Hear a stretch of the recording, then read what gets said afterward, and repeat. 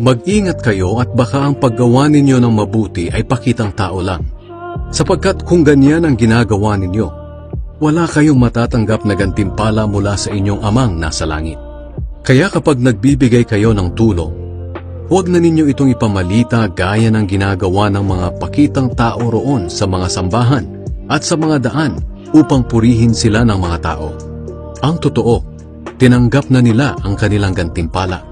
Sa halip, kung magbibigay kayo ng tulong, huwag na ninyo itong ipaalam kahit sa pinakamatalik niyong kaibigan upang maging lihim ang pagbibigay ninyo.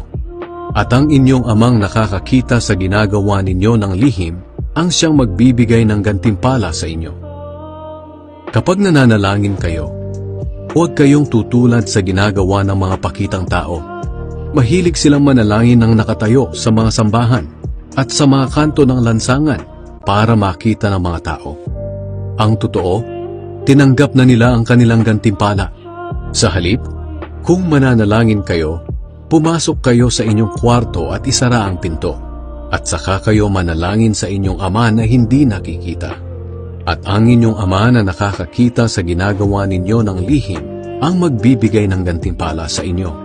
At kapag nananalangin kayo, huwag kayong gumamit ng maraming salita na wala namang kabuluhan, tulad ng ginagawa ng mga taong hindi kumikilala sa Diyos. Akala nila ay sasagutin sila ng Diyos kung mahaba ang kanilang panalangin.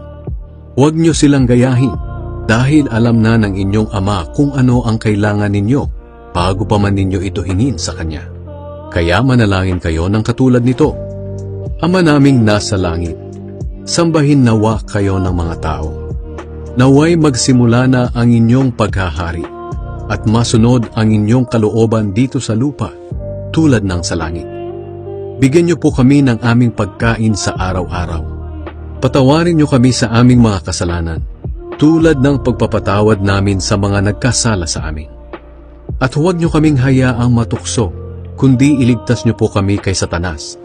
Sapagkat kayo ang hari, ang makapangyarihan at dakilang Diyos magpakailanman.